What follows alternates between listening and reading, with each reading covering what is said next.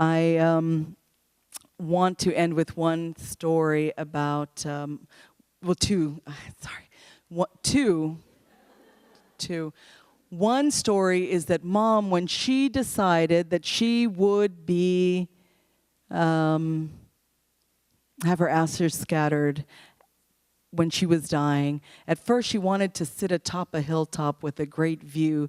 She said, you know, like a cow peacefully chewing cud, chilling out underneath the skies. And then she decided that she wanted instead to be thrown into the ocean. She said, how else am I going to get to all of the places that I love and see all of the people I love? And the moon was for her a symbol of connection, because the moon was everywhere the same and for everyone, which is not always true of the skies and the stars, but you know, the moon was therefore a unifying, you know, and illuminating force.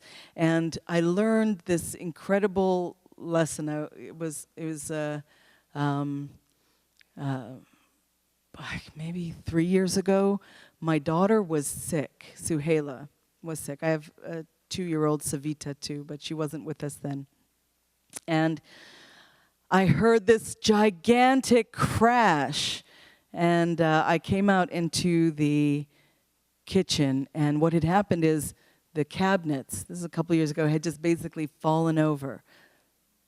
Just fallen right over. I'm not sure if it was shoddy construction or if I just weighed them down too much with stuff, but everything was broken except, I believe it was a Lilo and Stitch cup.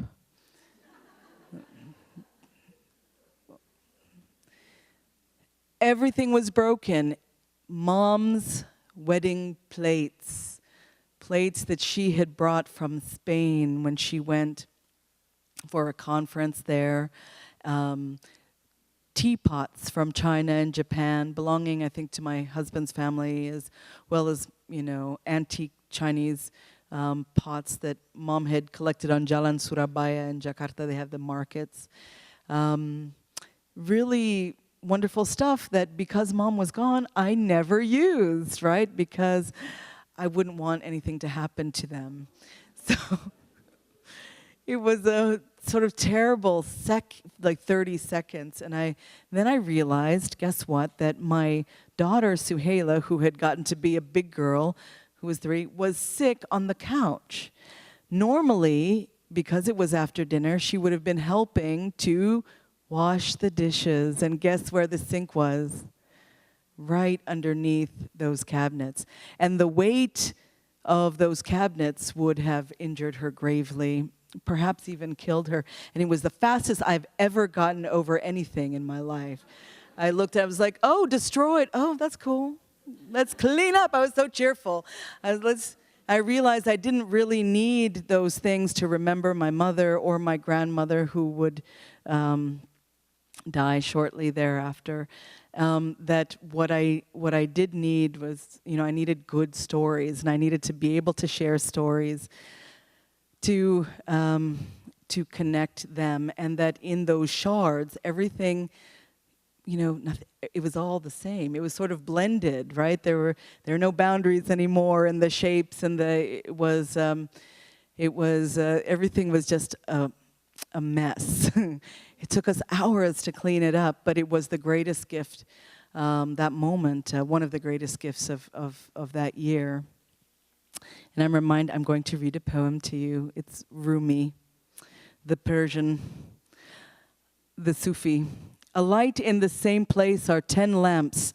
They all vary in shape, but gazing at their collective light, you cannot tell which light comes from which of the lamps.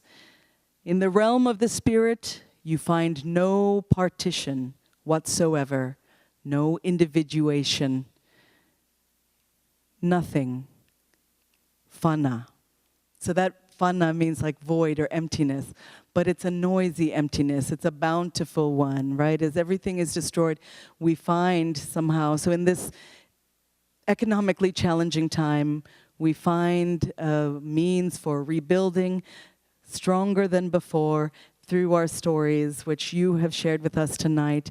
And I'm proud to know you and to hear more. And thank you very much.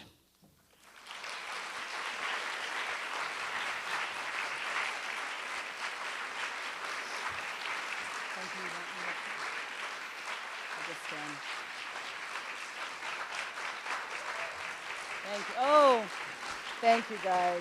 Nice. Thank you. Oh my goodness.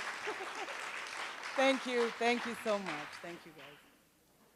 So Maya, we're so grateful, firstly, for sharing your incredible stories and the deep way in which that power of interconnection runs through your personal history and through your professional life. Come here, sweetheart. I'm coming right here. Right. So we have a number of questions from the audience for you this evening, so I'm going to try and get through as many of them as I can. So a lot of them refer to mothers and daughters. And the first is, what experiences, conversations, or characteristics of your mom most inspired your creative and professional direction? Definitely her love of stories. She shared with us stories from all over the world. I was trying to think about stories of her own. She did certainly have stories of her childhood, the aforementioned clouds and skies and trees, National Geos and that sort of thing. But she was, I think, proud to be a collector of stories. The fact that she homeschooled both my brother, and she homeschooled me in a big way. I was homeschooled till the 7th grade, basically. And she, I think, therefore inspired not only the desire to tell stories for children, but also the teacherly stuff in me. She did a great job of it because it was all about curiosity. It was all about exploration. We had this book called Look Under Rocks, and we would look under rocks for lots of bugs and things, which is something that my 6-year-old Suhaila now also does. We also had a telescope, and she loved astronomy. She was tremendously curious in every direction, and it was about taking a thing, an idea, a concept, a desire to its depths and lengths, and I think that is what made me want to become a teacher. Okay, so a related question, which is, what of your mother's characteristics do you have? And if you feel comfortable answering this, what characteristics of your mother does your brother have? I think we both have some of the same thing. He just takes it to a different level than I do. She was definitely a bridge builder, as is obvious probably to you right now. She was a really imperfect woman. I don't want to over-idealize her, because then you might think that you don't have mothers that are just as, fine and just as powerful. She was kind of, messy about parts of her life. She never, in spite of her continued optimism, had healthy romantic relationships and, that sort of thing. And I mentioned that just because there is great power in recognizing our mothers, their bounty and their gifts, as well as their faults, and beginning to understand their stories in a more multidimensional way. I'm not going to include that in a children's story, because that would just, what's the purpose of that? But I think what you begin to see in her children is this desire to have a best alternative to perfection, a desire to compromise if compromise is necessary, a desire to negotiate and to keep reaching across the aisle, even when doing so is really hard, and even when people are not being nice. They're playing nice. And I think that her optimism and her continued faith in human beings is something that is present in the very best of my brother's extraordinary leadership.